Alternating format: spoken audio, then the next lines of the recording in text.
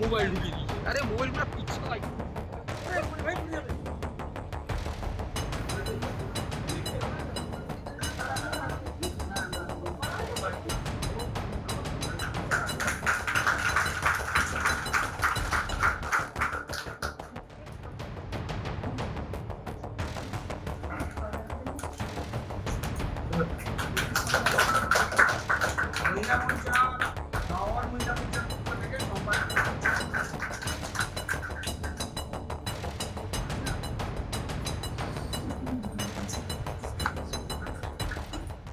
সৌজন্য সাক্ষাৎকার কোথাও কি রাজনৈতিক রণনীতি কৌশল ঠিক করার বিষয়টাও থাকছে ওনাদের কাছ থেকে?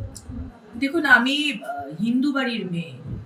ছোটবেলা থেকে বাবা মা শিখিয়েছেন বাড়ি থেকে বেরোনোর সময় বাবা মাকে প্রণাম করে বেরোতে হয়। তাই এখনো যখনই আসানসোলে থাকি বাবা মাকে প্রণাম করে বেরোই। হিন্দু বাড়ির মেয়ে বলে বাবা মা শিখিয়েছেন বেরোবার সময় ভগবানকে প্রণাম করে বেরোতে হয়।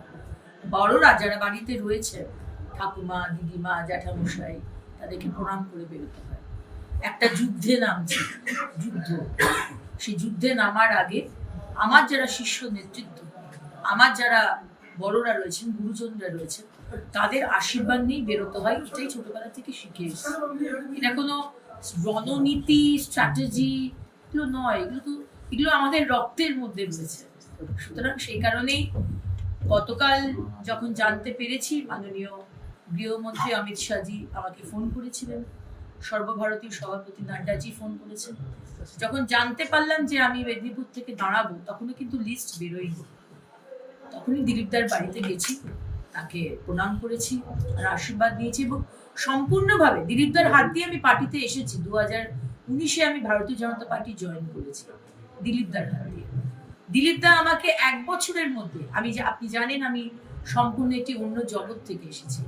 আমি একজন ফ্যাশন ডিজাইনার এবং 1 বছর পার্টিতে কাজ করার পরে দিলীপদা আমাকে পশ্চিমবঙ্গ প্রদেশের মহিলা মোর্চার সভানেত্রী করেছিলেন কিন্তু দিলীপদাই। আর আজকে আবার দিলীপদার কনস্টিটিউয়েন্সিতে দিলীপদার আশীর্বাদ নিয়ে আমি লড়াইতে নামবো, এটাই তো স্বাভাবিক ব্যাপার। সুতরাং আজকে তাই জন্যই সেদিনকে গতকাল আমি গেছিলাম এবং আজকে শুধু শিশিরবাবুর সঙ্গে, জ্যাঠামশাইয়ের সঙ্গে প্রণাম করতে, শুধু সেটার জন্যই আজকে এখানে এসে। এখানে কিন্তু আমার আর কোনো এজেন্ডা নিয়ে আমি কিন্তু আসিনি। মেদিনীপুরের মতো লোকসভা সিট, এখানে প্রাক্তন রাজ্য সভাপতি দিলীপ ঘোষ সেই সিটে জয়ী হয়েছেন। প্রতিকূল সময়ে তিনি জয়লাভ করেছেন, এখন বিজেপির পক্ষে যথেষ্ট অনুকূল সময়। সেখানে আপনি কার্যত গ্রাউন্ড রেডি, আপনি সেখানে প্রার্থী হয়েছেন। জেতার ব্যাপারে কতটা আশাবাদী?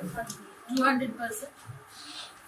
আমার দেবতুল্য কার্যকর্তারা যারা রয়েছেন মেদিনীপুর লোকসভা, তারা যেভাবে পরিশ্রম করে এসেছেন এবং আমাদের প্রাক্তন সভাপতি দিলীপদা যেভাবে পরিশ্রম করেছেন, সেখানকার মানুষের জন্য এমপি হিসেবে কাজ করেছেন এবং কাজ করার সঙ্গে সঙ্গে যেভাবে উনি সংগঠনকে করেছেন, সেখানে আমার জিত নিশ্চিত।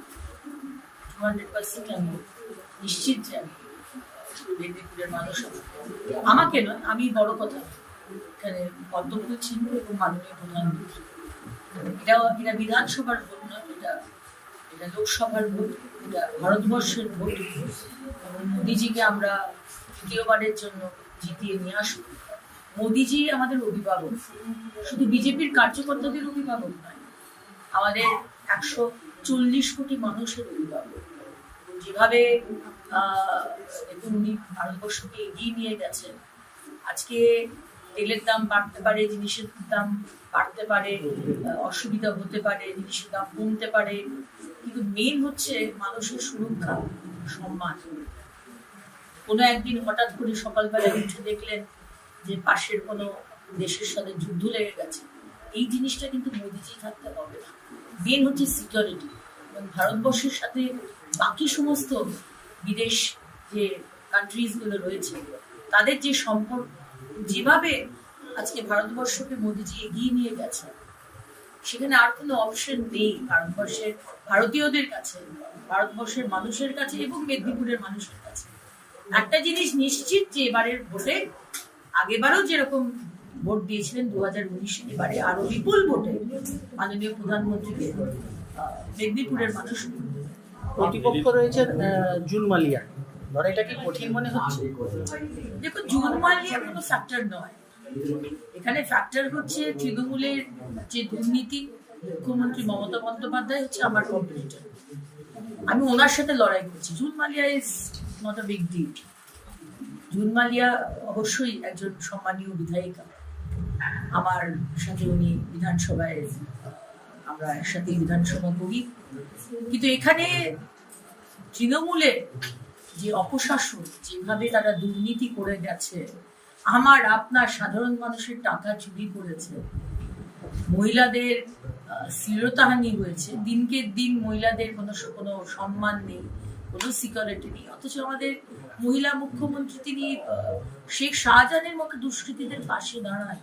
আজকে বলে নয়, পার্ক স্ট্রিটের রেপ কেস, ব্রিজেট সুজেট, তখন বলেছিলেন সুজেটের দোষ দিয়েছিলেন। তারপরে কামদুনি, প্রতিদিন মালদা, মুর্শিদাবাদ, ব্লুবেরিয়া, কলকাতা, প্রতিদিন যে ঘটনাগুলো ঘটছে। এবং সন্দেশখালী, খুব রিসেন্টলি আমরা শিহরিত হয়েছিলাম সন্দেশখালী ঘটনা দেখে। সন্দেশখালী আজকে শুধু সন্দেশখালীতে নয়, সারা পশ্চিমবঙ্গে সন্দেশখালী হয়েছে, কারণ মুখ্যমন্ত্রী মমতা বন্দ্যোপাধ্যায় এগুলো আশকারা দিয়েছেন। উনি আশকারা দিয়েছেন বলেই উনি আজকে সন্দেশখালী হতে পেরেছে। কথায় কথায় উনি কম্প্যারিজন করেন না যোগীজির সাথে, উত্তরপ্রদেশের সাথে, এই বিষয়ে কম্প্যারিজনটা করতে বলুন। আজকে উত্তরপ্রদেশের মহিলাদের সিকিউরিটি আমরা বলছি না, হিন্দু মেয়েরা বলছে না, সংখ্যালঘু মেয়েরা বলছে।